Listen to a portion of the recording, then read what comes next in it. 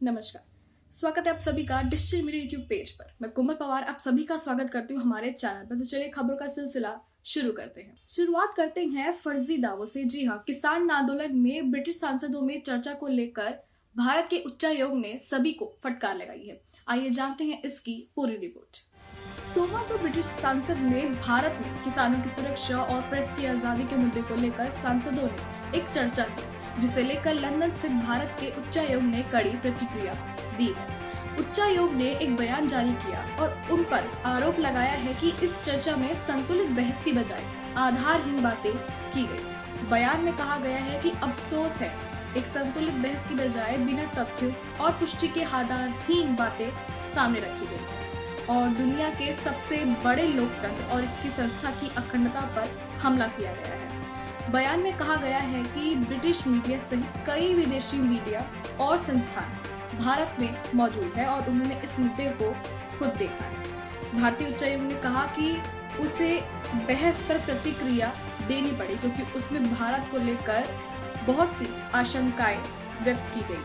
हालांकि आपको बता दें कि ब्रिटेन की सरकार पहले ही भारत के 3 नए कृषि कानूनों के मुद्दे को उसका घरेलू मामला बता चुकी है। ब्रिटिश सरकार ने भारत की महत्ता को रेखांकित करते हुए कहा कि भारत और ब्रिटेन संयुक्त राष्ट्र सुरक्षा परिषद में बेहतरी के लिए एक बल के रूप में काम करते हैं और दोनों देशों के बीच द्विपक्षीय सहयोग कई वैश्विक समस्याओं में मदद करता है। तो ये थी पूरी रिपोर्ट फर्जी दावों को लेकर, जिससे उच्चायोग ने उन सभी को फटकार लगाई है। आइए चलते हैं दूसरी खबर की तरफ। आज दिल्ली के उप मुख्यमंत्री और वित्त मंत्री मनीष सिसोदिया ने विधानसभा में पहला पेपरलेस बजट पेश किया। सिसोदिया ने वित्त वर्ष 2021 से 22 के लिए 69,000 करोड़ रुपए का बजट प्रस्तुत किया है, जो कि पिछली बार से 4,000 करोड़ रुपए ज्यादा है। तो चलिए जानते हैं इस बजट की कुछ अहम बातें। मनीष सिसोदिया ने महिलाओं के लिए विशेष मोहल्ला क्लिनिक खोलने और साथ ही उन्होंने एनडीए की तैयारी कराने के लिए राज्य में सैनिक स्कूल खुलवाने का भी ऐलान किया है।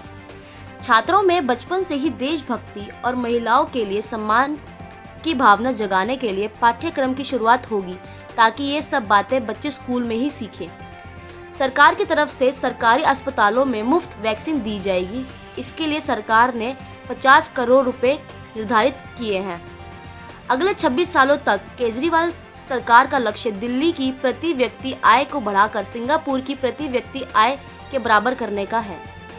देशभक्ति को बनाए रखने के लिए 12 मार्च से 15 अगस्त 2022 तक देशभक्ति से जुड़े कार्यक्रम किए जाएंगे। राष्ट्रीय ध्वज के साथ उच्च ध्वज स्तंभों की स्थापना के लिए 45 करोड़ रुपए निर्धारित किए गए हैं और यह दिल्ली की 500 जगह में होगा। योग की अहमियत को समझते हुए मनीष सिसोदिया ने कहा कि दिल्ली की अलग अलग कॉलोनियों में सरकार की तरफ से ध्यान और योग प्रशिक्षक उपलब्ध कराए जाएंगे।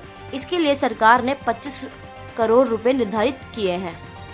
दिल्ली के हर नागरिक को हेल्थ कार्ड दिया जाएगा और हर व्यक्ति का ऑनलाइन डेटा उपलब्ध होगा, जिसमें पुराना इलाज का रिकॉर्ड होगा। इसके लिए दिल्ली सरकार ने 9,934 करोड़ रुपए का बजट निर्धारित किया है। दिल्ली में 16 लाख बच्चे हैप्पीनेस क्लास से अपनी क्लासेस ले रहे हैं। इसके साथ अब इंटरनेशनल सेल की स्थापना भी होगी। सिसोदिया ने ऐलान किया कि दिल्ली में वर्चुअल मॉडल स्कूल की शुरुआत होगी और यह दुनिया में पहला ऐसा स्कूल होगा जहां कोई चार दीवारी नहीं होगी और दुनिया के किसी भी कोने में बैठकर आप दिल्ली की शिक्षा मॉडल का लाभ उठा सकेंगे। आपको बता दें कि इस स्कूल के डिजाइन का काम शुरू हो गया है।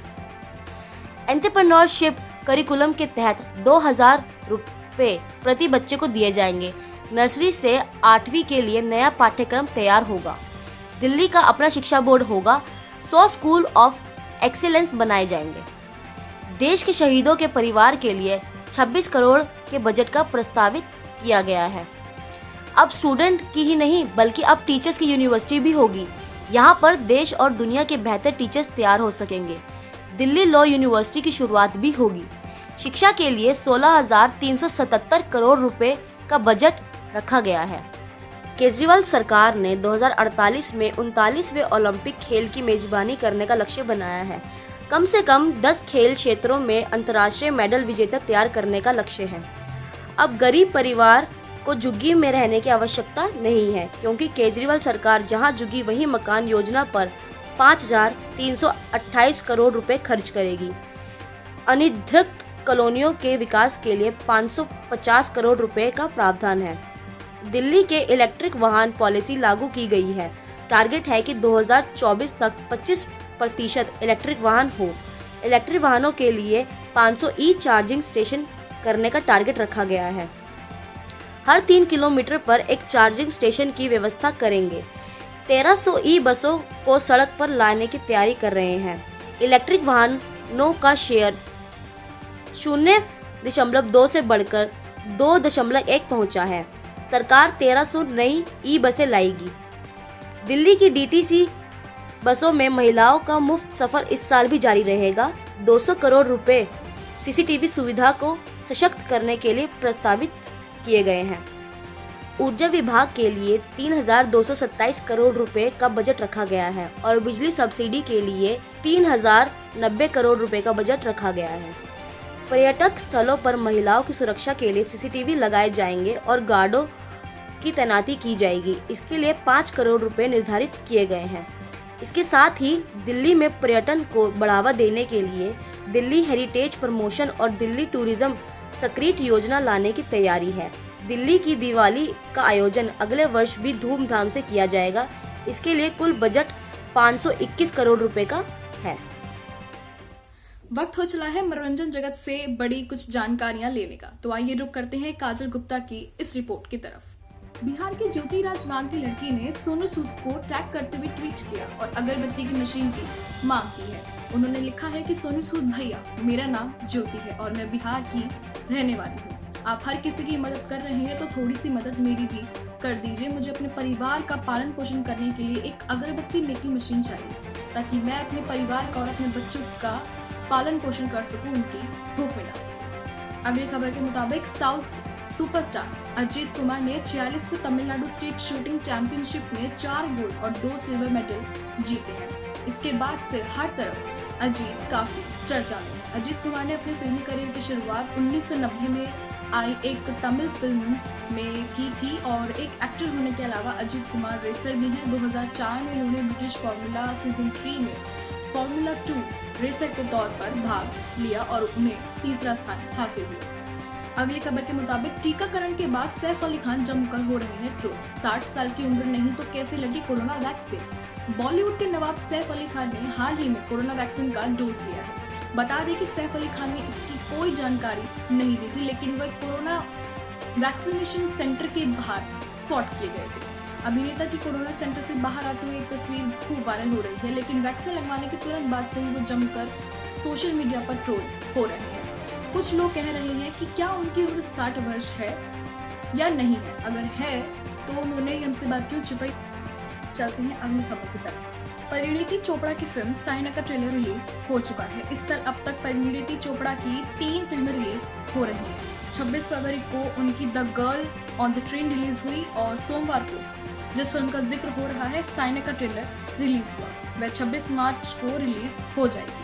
बीच में उनकी फिल्म जो काफी टाइम से अटकी हुई है संदीप और पिंकी फरार भी सिनेमाघरों जल्द ही पहुंचने वाली है। चलते हैं अगली खबर की तरफ। दिशानी चक्रवर्ती की खूबसूरती के आगे कई अभिनेत्रियां हो रही हैं फेल। अपनी खूबसूरती के चलते इन दिनों सुर्खियों में छाई हुई हैं मिथुन दा की बेटी दिशानी। भले ही उन्होंने अभी फिल्मों की दुनिया में कदम नहीं रखा है, लेकिन वो अपने ग्लैमरस स्टाइल से किसी का भी दिल जीत लेने का दम रखती है। तो ये थी कुछ खबरें मनोरंजन जगत की। तो आइए रुक करते हैं तुषार वर्मा की स्पोर्ट्स एंड एजुकेशन से जुड़ी सारी खबरों का। भारत बनाम न्यूजीलैंड के बीच पहली बार हो रहे विश्व टेस्ट चैंपियनशिप का आयोजन साउथहैम्पटन के एजेस बाउल स्टेडियम में होगा। पहले इस फाइनल मुकाबले का आयोजन लॉर्ड्स मैदान पर होना था। बीसीसीआई अध्यक्ष सौरव गांगुली ने की इसकी पुष्टि। दूसरी खबर के मुताबिक भारत के स्टार पहलवान बजरंग पुनिया ने स्वर्ण पदक जीतने के साथ विश्व रैंकिंग में प्रथम स्थान हासिल किया। तीसरी खबर के मुताबिक भारत पुरुष हॉकी टीम ने ब्रिटेन को 3-2 से हराकर अपने यूरोप दौरे को अजेय रहते हुए खत्म किया। चौथी खबर के मुताबिक भारतीय महिला टीम 6 साल बाद खेलेगी टेस्ट मैच। इस साल के अंत में इंग्लैंड के खिलाफ एक टेस्ट मैच खेलेगी भारतीय महिला टीम। बीसीसीआई के सचिव जय शाह ने की घोषणा। पांचवी खबर के मुताबिक कोरोना वायरस से मुकाबले में फेस मास्क को लेकर एक नया अध्ययन। एक्सरसाइज के दौरान मास्क पहनना स्वास्थ्य के लिए सुरक्षित। देश के सबसे शानदार पढ़ाने और रिजल्ट बनाने वाले टीचर सरदाना सर। इंटरनेट पर हुए सर्वे में 81% से अधिक विद्यार्थियों ने माना। दूसरी खबर के मुताबिक प्रति छात्र सरकारी खर्च 50,000 से बढ़कर 78,000 हुआ। तीसरी खबर के मुताबिक यूपीएससी परीक्षा को पहले प्रयास में पास करने वाली एकता सिंह, जिन्होंने अपनी इंजीनियरिंग की पढ़ाई करने के बाद यूपीएससी परीक्षा देकर पहले ही प्रयास में बन गई आईएएस अफसर। चौथी खबर के मुताबिक जोधपुर में शिक्षा विभाग ने बच्चों को पढ़ाने में लापरवाही बरतने वाले 400 से अधिक शिक्षकों को थमाया नोटिस। वहीं 20 शिक्षकों को वरिष्ठ इंक्रीमेंट भी रोक दिया गया। पांचवी खबर के मुताबिक जेईई मेन 2021 में 6 विद्यार्थियों ने 100 एनटीए स्कोर हासिल किया। तो ये थी मेरे सहयोगी तुषार वर्मा की रिपोर्ट। तो ये थी कुछ महत्वपूर्ण जानकारी जिनका जानना आपका बेहद जरूरी था। तो अगर ये वीडियो पसंद आए इसे लाइक करें, शेयर करें और अपने परिवार वालों के साथ इसे बांटना बिल्कुल ना भूलें। बने रहिए डिजिटल मीडिया के साथ। तब तक मुझे दीजिए इजाजत। नमस्कार।